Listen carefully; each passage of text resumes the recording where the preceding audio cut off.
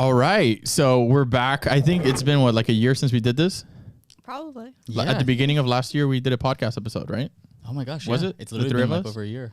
Michelle's not scared of podcasts anymore. So when we ask her to be on a podcast, she's ready. No, Finally. I'm still picking at my fingers here. Yeah. Well, today we want to talk about CBD marketing. Okay. So we each have a little bit of background in the space, and we know there's a lot of people that talk about this or want to start their own CBD brand. And the purpose of this is kind of to give a general breakdown of what people are currently doing, given that you can't run ads for CBD, right? So, Kev, why don't you give us a little bit of background about health and wellness and what you've done in the marketing space, so we kind of set a baseline here as to why we're qualified to talk about this. For sure. Yeah, I like CBD. No. And by the way, this is Hustle Inspires Hustle. Keven Pimentel, Michelle, Chia. Keven Pimentel is the founder of Kamasa Marketing Agency. Michelle is the global marketing director at UADV and is the marketing powerhouse behind pretty much every single one of my brands. So there we go. Secret sauce. Secret sauce. Yeah. So what's up? So, all right. So yeah, with that background, so I do have the agency. Outside of that, I've actually dabbled in actually developing within the CBD space itself. And I learned a lot, extraordinary amount of information from that experience alone. And then also the brands that we've even started working on together, which, we can talk about later on. But the idea here is really just the fact that with all the experience of actually selling products online, developing different kinds of marketing channels and strategies to be able to market, sell, and push anything out there, how do you take all that knowledge and now have the challenge of you can't use some of the most primary things that you have to use to market a product, like advertising? Because CBD basically also equals cannabis, aka marijuana, but there is a difference and distinction between the types of plants, which we can get into later on. But the idea here is anything associated to that, it's a hot zone. So to be able to develop something that can either sell or at least be even allowed to be in the market and actually exist is a challenge, using everything you learn and then new things you have to apply to mold around those limitations. Yeah, when it comes to like CBD marketing, you're kind of marketing with 1.5 hands tied behind your back. Exactly. So, you're kind of like a chef in the kitchen, and you have to cook this whole recipe, but you only got like 20% of the ingredients. Yeah. And what I mean by that is obviously there's a lot of regulation, right? Yeah. When starting your CBD business, it's not just marketing, but also like the payment processing part is a little bit complex. Not every payment processor is going to accept you because you're considered high risk. Not every bank's going to accept you. So there is a process for that, a process that you were really helpful with on one of our most recent projects. So let's dive right in, right? Let's dive into what are the elements of advertising CBD online. First and foremost, we have SEO, we have influencer marketing, we have content marketing, affiliate marketing, email marketing, and then we'll also talk a little bit about hemp versus CBD. There's a few other marketing channels we could probably talk about. Also, if we miss any marketing channels here on this podcast and you guys want to go on the YouTube video or even on social medias and tell us, hey guys, I'm advertising here, you guys didn't mention this, we would love to learn new things because we don't know everything, right? So let's dive right in. We'll go one by one. SEO. Let's talk about SEO. This is where Michelle jumps in. So SEO, what if many of you don't know, it basically stands for search engine optimization. What it basically means is whenever you go on Google and you search something like Nike red shoes and a blog or a product page comes up, the reason it comes up is because of SEO. What not a lot of people know is actually one of my favorite quotes by Neil Patel is that SEO is a marathon and not a sprint. So just because you start investing into SEO for CBD doesn't mean that you're going to start getting results tomorrow. If anything, you'll start getting results in a few months. Not a year, probably. Maybe even a year, depending on the agency that you work with. And also that you have to also really look into the agency that you work with to see that they're not just uploading blogs willy-nilly into your website. So making sure that the blogs that you upload have the right keywords that you're targeting, have awesome graphics. They're not just random stock images from Unsplash. Or Pexels, Yeah, or Pexels. Like they're actually content that you guys created and curated and uploaded, and just making sure that you just taking a step back and like looking at these blogs and being like, would I actually take the time to read this blog and click on the product that they're actually trying to sell? Or what I learned from this, Is it easy for me to digest from the headlines to the graphics? A lot of people in blogs, they just want to put an image to kind of just fill in between the words and miss the whole point of being able to use infographics sometimes to get the point across. A lot of people search for a keyword, let's say, what are the benefits of CBD or a full spectrum CBD oil, for example? People will look that up. They'll get all the search results, but people will also look it up on Google Images or even on YouTube on the video on the video tab. So it's not just a matter of creating good quality blog content in written form, but it's also photos and it's also video content. Yeah, right. And CBD is such a new and not new, but like somewhat new up and coming product that's like almost trending now to people like always using it for their pets, to sleep, for pain, anxiety. And since it's such a new and unknown, I guess, type of territory, people are always going to be looking into educational stuff. So like, does CBD help me for sleep? Does CBD help me for joint pain? Does CBD help me for inflammation? So those are great opportunities for people to take a hold of, to be writing awesome educational like resources for people that are looking into CBD. Yeah, especially people that could be a little bit confused because they don't know I guess there's a blurred line between CBD and cannabis. Will CBD get me high? Can I take CBD with this supplement or with this medicine? Can I take CBD while pregnant? There's so many different topics that you could talk about. A great tool that we like to use here is Answer the Public. This is a tool Kevin's always talking about. That's a great tool to be able to draw data from. Neil Patel also has Uber Suggest, which we've mentioned many times on this podcast. And we also have a podcast episode with Neil, so you guys can check that out on the episode. And I think Neil Patel now actually has Answer the Public now, because his face is on Answer the Public. Did he buy that? I think he did. He's a power to you, Neil. You're killing it. Hell yeah, man. Neil's buy us next. Yeah. So yeah, Uber Suggest, Answer the Public, SEMrush, Ahrefs. Yep. All of these are great tools to be able to market. Now, SEO is complex. A lot of people decide to outsource it to an agency. Others want to learn it in-house. There isn't a right or wrong answer there, right? There's a lot of great courses. One great course we always recommend is Ryan Stewart's SEO Blueprint, right? If you want to get started on your SEO journey, know that it's going to be a little bit complex, but you want to have all the tools that you need. That is a great resource. So either outsourcing SEO or doing it in-house is definitely a key. And like Michelle was saying, it's not a sprint. It takes some time, especially if you're just starting out. It's going to take a while for you to be able to receive results. Maybe 6 months, maybe a year, maybe a year and a half, but it's going to be organic traffic. It's going to be traffic that's not going to cost you per click. So, everything has its pros and cons. So you definitely want to look into SEO. And why do we talk about SEO first? Well, if we didn't have advertising limitations in the CBD industry or even in the cannabis industry, we would just say, hey, just flick on some TikTok ads, flick on some Facebook, Instagram, or even YouTube and Google ads, and just drive traffic, measure that traffic, and see what's working, what's not working. That's what we were referring to at the beginning. We got hands tied behind our back. We got to do the best we can with what we have. And there is a way to defeat, find loopholes and defeat the system for ads. Like, we've seen ads ourselves that say where they blur out the word cannabis and stuff like that. So there is a way, but that's, I guess, a different episode. Yeah. And that's not really a scalable way, right? Because you're always on the edge, not knowing if your ads are going to get turned off. It's very high risk, and it's, your whole operation can implode overnight.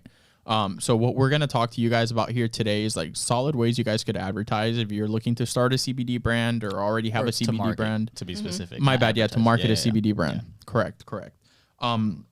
All right, so we talked about SEO a little bit. I mean, we're not going to dive super deep into what SEO is. We could, we have other episodes on that. We talked about that with Neil Patel, I believe, and many other episodes. Or you could visit www.uadv.net/blog. That's our marketing agency. That's the marketing agency Michelle and I run.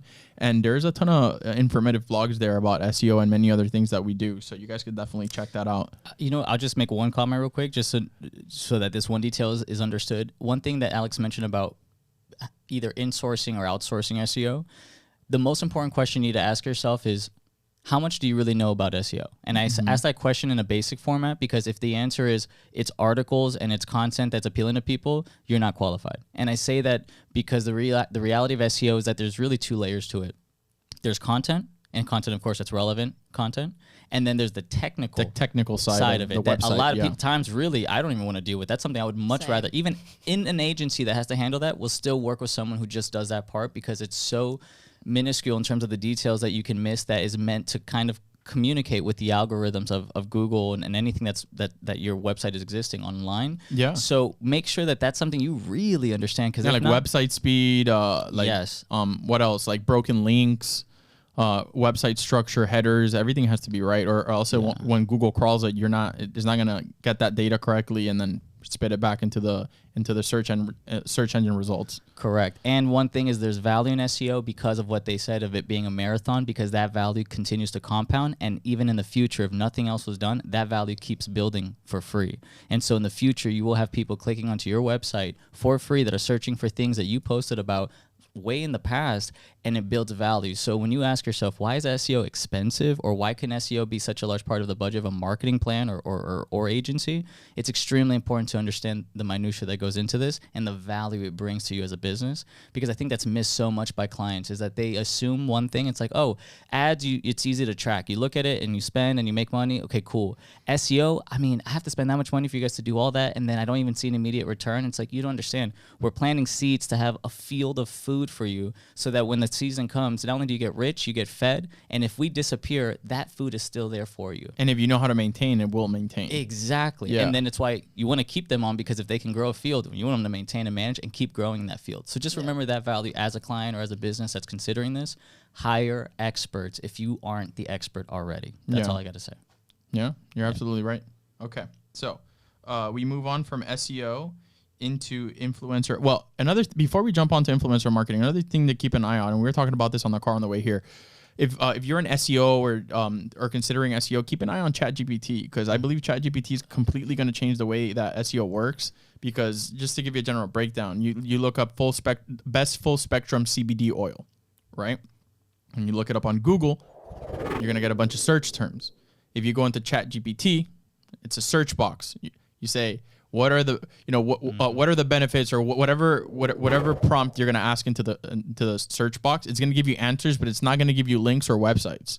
So it's good for people to keep an eye out on how that's developing, because it might directly affect, or is already directly affecting, the way SEO results are gonna start.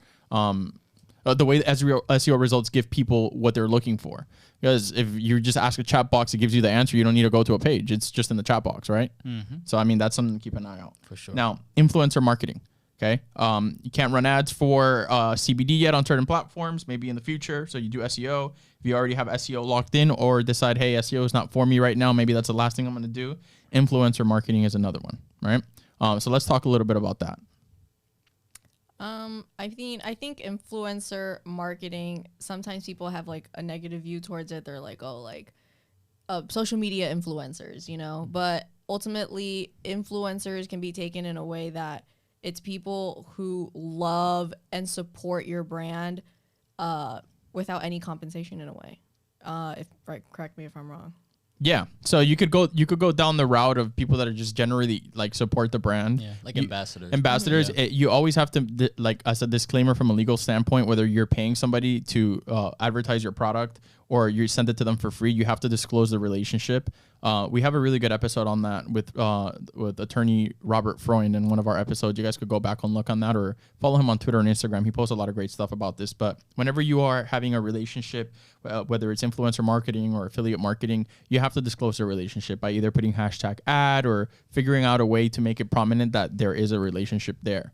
So for influencer marketing, it could work one of two ways: one affiliate, one just regular influencer. Some brands pay influencers a per post fee, or a monthly fee, or quarterly fee, or even like a year contract to constantly post their products.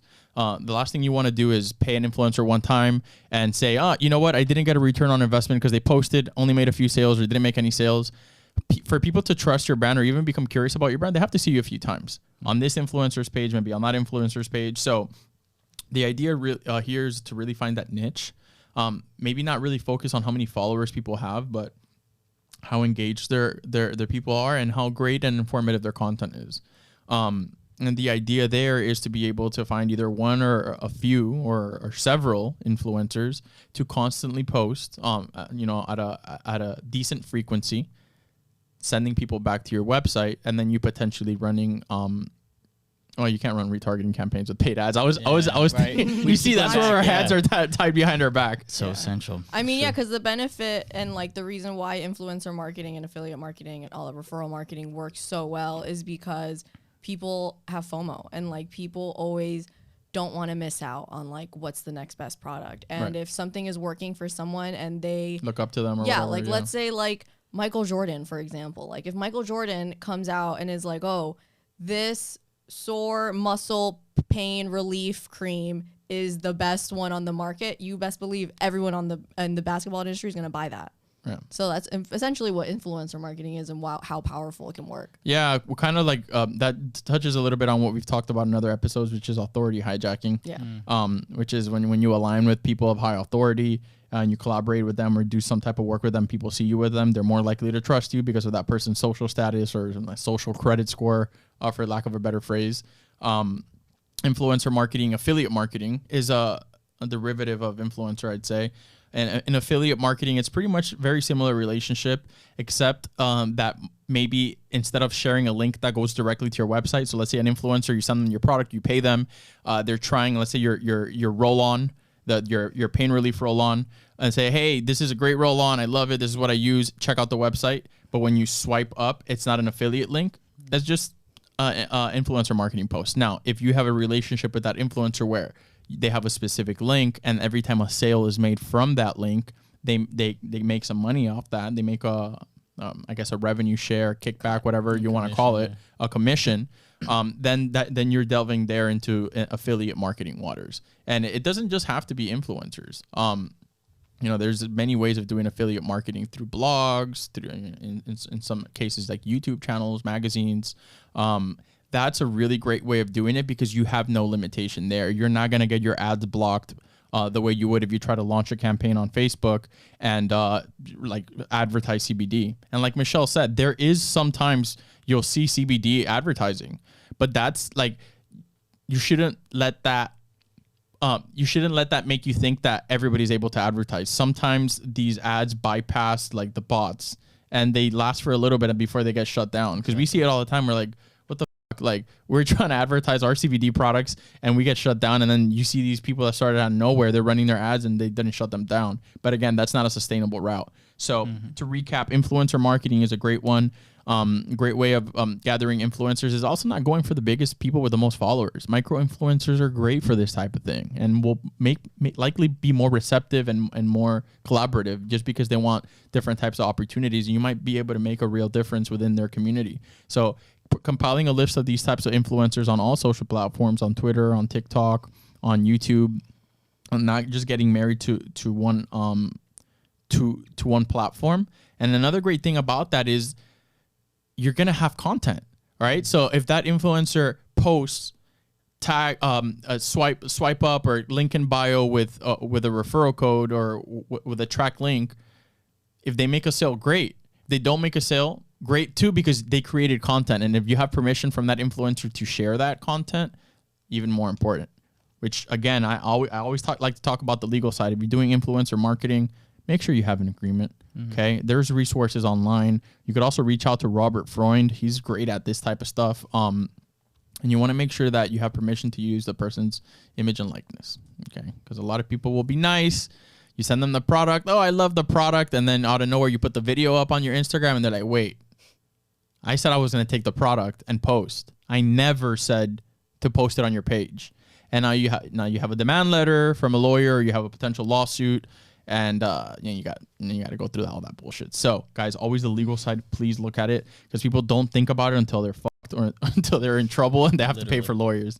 All right? I mean, you know what I'm talking about. Yeah, no, exactly. No, Kevin's just looking at me like, oh, God. It's part of the process. It is part of the process. Did I miss any points there on influencer marketing or affiliate marketing? You look like you want to interject there, Kev. The only thing I could add is relevance. So the biggest thing that happens a lot of times is companies just assume influencer means someone who has a lot of followers and you just pay them money and because they're famous, people buy your product.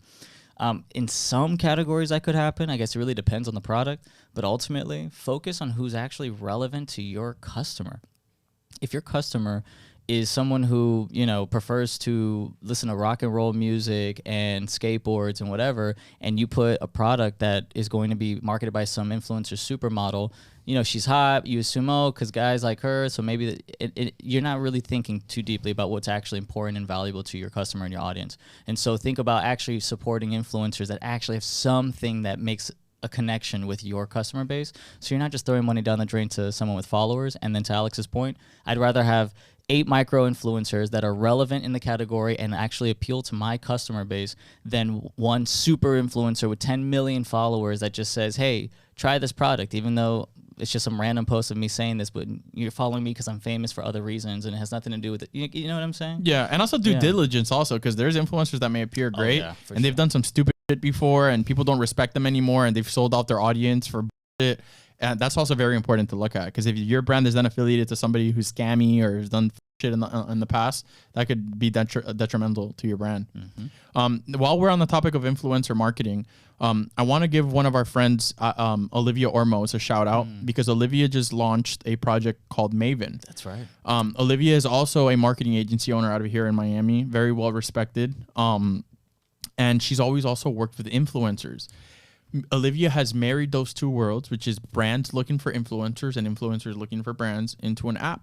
Okay, and the app, influencers engage with the app, they find restaurants, brands, all types of stuff, and vice versa, and are able to engage with each other and create really cool content. So shout out to Olivia Ormos, shout out to the OO&Co team, and Maven, Maven.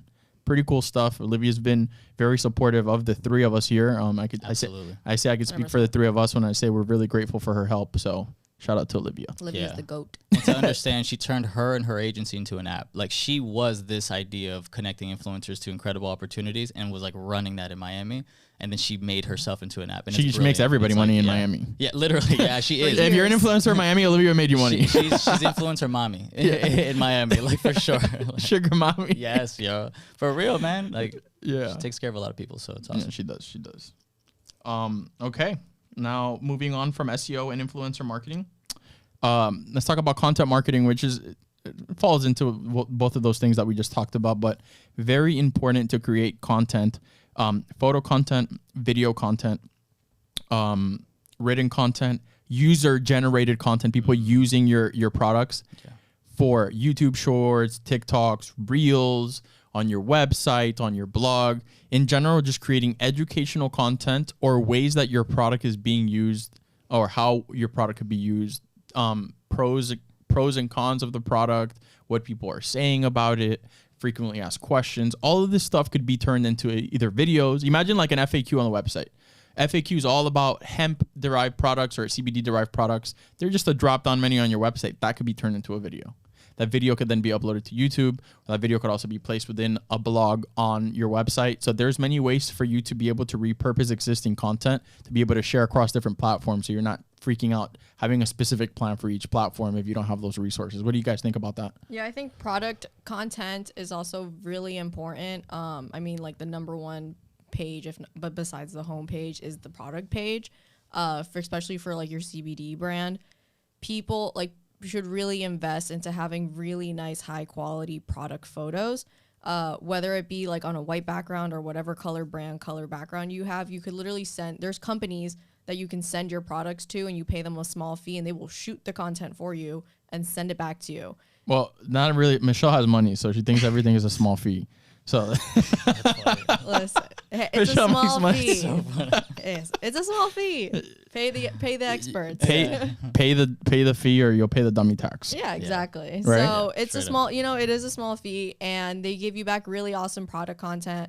And what's really important is not just having I have a water bottle here. I guess people can't see it, but whatever. You have a water bottle. So but show people actually using the product for how it's supposed to be used. Opening the product, what the product looks like inside, how do I apply it? Don't just think static images. You can also, there's also people using GIFs as product images, which is also a really cool idea. Yeah, a lot of people overlook that. We use that on our websites. Because from a matter of speed on a website, when you add a lot of videos and stuff, it could slow it down, right? And a lot of the times, all you need to do is showcase a motion of something, and you could do that in a very, very quick and efficient way with very little space taken up with a GIF, right? you guys could find great examples of that on is it Curly Mermaid? The Curly Mermaid? No. curlymermaidhair.com. Curlymermaidhair.com, which is one of Kevin's companies. You could see examples of that, and if you go to uadv.net, a lot of our homepage is animated in this way, and it's very interactive and it draws people's attention. Yeah, I would say consider the fact that everyone right now is constantly engaging in content. Think TikTok and Instagram Reels, right? If that's the most of their life outside of what they interact with on a physical basis, is something that's either entertaining them, informing them, but it's moving. And I think that's actually the most important part. The time of static images is over, all right? Video killed the photo store now, because it's like no longer a situation where you need to keep thinking about taking pictures. This goes even for social media. Forget static images, except for your product photos, for example. Like that obviously needs to be there because it's just an image of your product. But I'm saying that as in people don't just have static.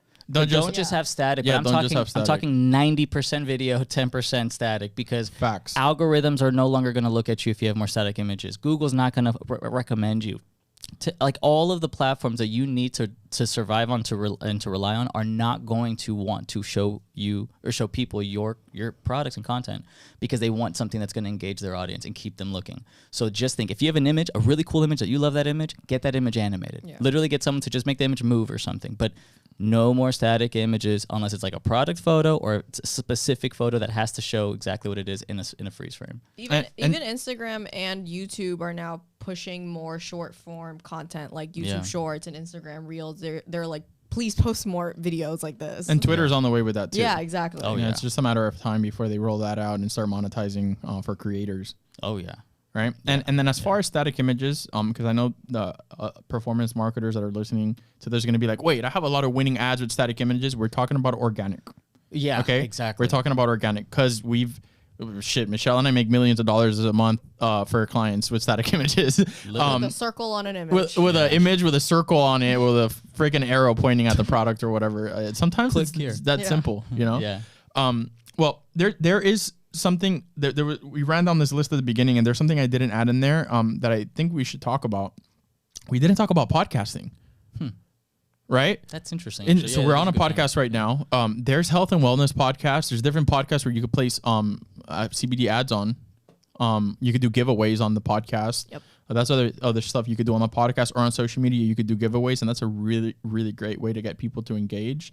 And if you actually send the products out and people actually try the products out, it becomes a real thing. People are going to see that it becomes real, and maybe you could have something going there. Maybe that's something that you could touch back on in the future and make a thing out of it. Yeah, good point. All right? Yeah, that makes a lot of sense. Okay.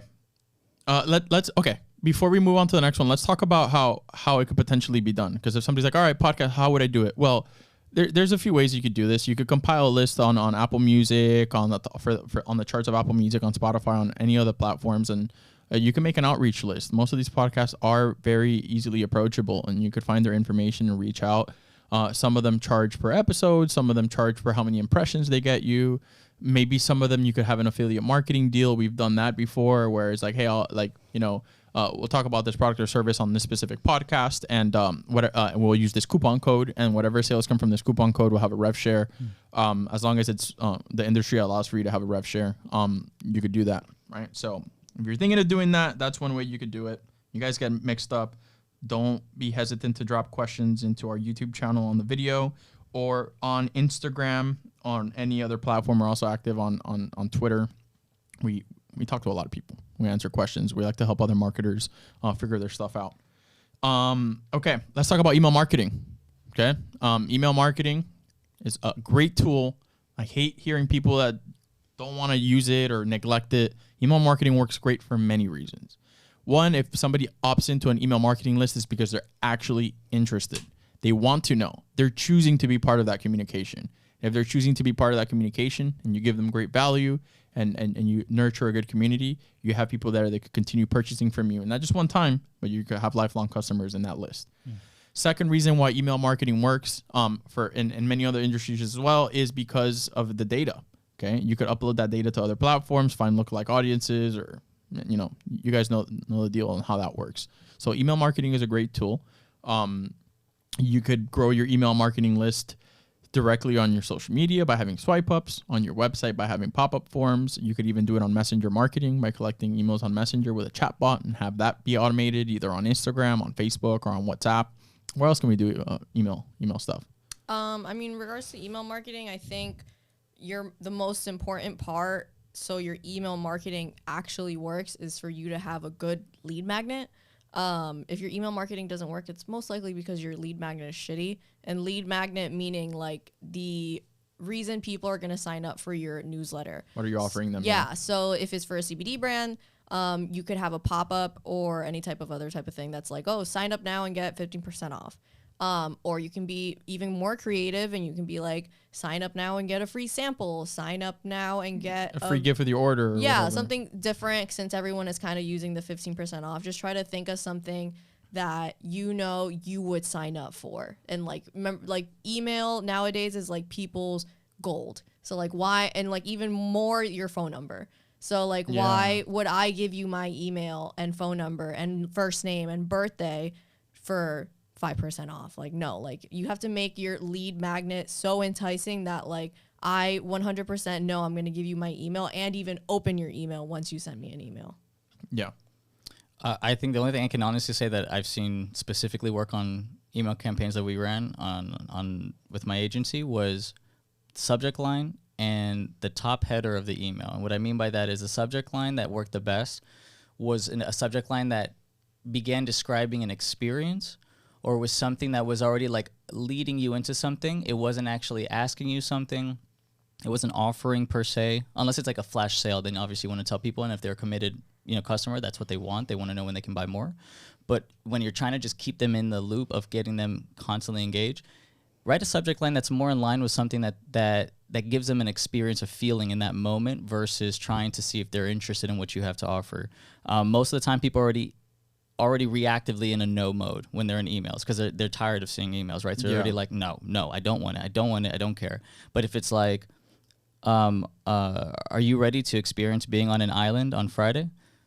Something random like that you're like, huh? You know what I mean? Like at first it's a question, but it's like not even, it's just insinuative of something. It's friendly. It's not, it's different. It doesn't ask anything of you except for an engagement. And you just, okay. And then you look that, the subject line I'm talking about, I use a few different times with a party boat rental business, and we had like a 45% open rate. I mean, it was scary, like high, and we were like, this is crazy. Those aren't usual average open rates for email marketing. They're No. usually between like 8 and like 15% if you're lucky. Right, and so like that right there it stumbled on something. And one more thing was on the header of the email once they open it. So my designer does this thing where he does this like circle in the center at the very top, and then kind of like almost like those old clocks that was like a circle, and then it would go down like at the base of the circle it would go flat. So instead of having like a rectangular generic like email color, and then it's like, oh, there's our logo, it was a custom design. So obviously you're putting more effort into this, but the point is the better quality the emails look design wise, the more people take it even more seriously because they're like, wow, okay, this looks different, because most emails are what they expect: the rectangle here, text here, name here, an image here, video here, and then offer buttons or whatever. Yeah. But if it's like he does this thing even where we add or even GIFs, you could add a GIF in your email. Yeah. So we have Those a are the video player with a GIF playing like a clip or pieces of it in the background. When you click on it, it'll take you to YouTube. So we do get a YouTube view, and we do get something Subscriber or whatever. Yeah. Right. But then the idea is that it's engaging, and it just totally changes the way that someone's looking and engaged. So now they're spending more time on it. Now they're really going to read it. And then if they're really interested, now they're like, okay, this is actually cool. So just some cool little thoughts like that to like implement in your strategy. Right. And then when you collect that email on the website or wherever it is that you collect the email, that email should then trigger a nurture or welcome sequence, however you call it, which is a series of emails laid out over a series of days or weeks, introducing the person to your brand and not asking for things. A good rule I've heard many times in marketing is for every 3 pieces of value you bring, you could ask for something, right? Teach them, cool. Give them, introduce them, give them a peek behind the curtain, be of value, and then have a type of pitch, right? So, and speaking of sequence, we can't forget about abandoned cart sequences also, which is probably one of the most successful email marketing strategies that we have. Yeah. Is so many people go on websites, and like what abandoned cart means is like somebody goes on your website, they add a product, a CBD oil, for example, and they're like, they get a phone call and they leave the website. So now they forgot, they Yeah. took their 20-minute phone call, and now they're doing something else. So what abandoned carts does is now that product that's sitting in their cart, they're going to get an email or a text in a couple hours, in a couple minutes, whatever you set the delay to. And they're like, hey, you forgot about your cart. Don't forget to complete checkout. And there's a nurture sequence for that as well. So the first could be, hey, you forgot your cart. Second, hey, time's running out. Third, hey, inventory's running low if it's running low. Hey, whatever, sense of urgency, or give them a better deal. All of this stuff is important. All this stuff is extremely important. Email marketing is big. Huge. And you want to keep an eye out on open rates and click-through rates on your emails. You don't just want to send a ton of emails and then they're not working. Like, you look at your emails. If the email's not getting clicks, switch the copy, switch the hook, switch the offer, and then test. And clean out your shit too. Like, don't just Your have list. like 10,000 Emails. Like, great, you have 10,000, but you're only getting 100 opens. Like, Yes. no. Like, clean it out. Like, if someone hasn't opened your email in 3 months, there's a very high chance they're not going to open it tomorrow. Yeah. A lot of people are like, oh, but I don't want my list to get smaller. I don't want to like shrink the list. Shrink the list. Okay. For many reasons. For spam filters, for many other reasons. Shrink and segment, actually. Shrink and segment and tag. Place tags. Segment meaning create different lists for different audiences of customers that you have. So if you know, for example, certain details about your customers, like, for example, if you, for whatever reason, know between, interests Ages. or what? Like ages. Oh, ages. Genders. It's huge. Exactly. Age, gender, interests, just any kind of details that you are able to create filters for in any way. It's huge because now you can create email campaigns just talking to them instead of some generic email trying to hit everyone. And then you have a low open rate because part of that audience, that really wasn't a good email for them. That wasn't one that they would even care for. Or even with the categories of products you sell. Yeah. Maybe some people are interested in more on the pain relief, others on the anxiety relief, others pet, maybe your pet CBD or whatever, but chewies, whatever. Yeah. And then that those are people more likely to buy. Exactly. Right. Okay. All right. So we've talked about SEO, influencer, content marketing, podcasting, affiliate, email. Let's talk about hemp. Okay. Hemp is kind of like that route a lot of people take when they don't want to be tied to only being able to advertise the things that we just mentioned. They want to run paid ads, what we call in digital marketing, performance marketing.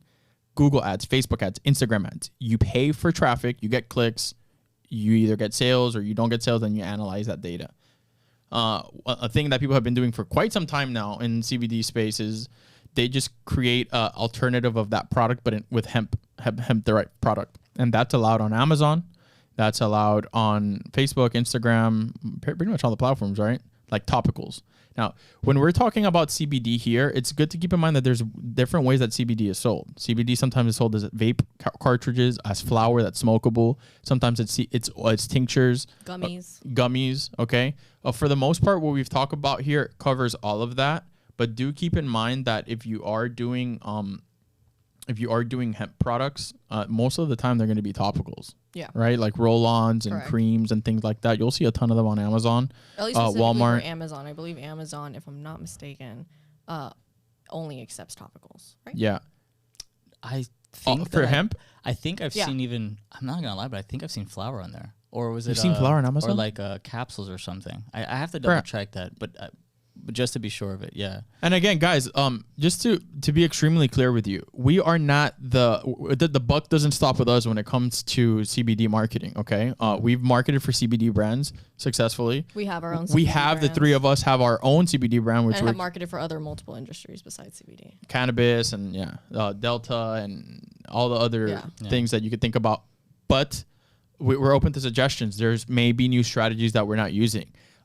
Please let us know if there's anything we're missing out on. Please let us know. We're kind of trying to share a little bit of our experience here. It doesn't mean that it's the only way to do it, but it is for sure a way that works. And if you're consistent with it, you'll be able to see some results. Facts. Yeah, and I think one detail to note, we were talking about CBD and then hemp and then cannabis, and it's just kind of like, I don't understand what is the differences between all of these things. So maybe just to kind of like make it clear too.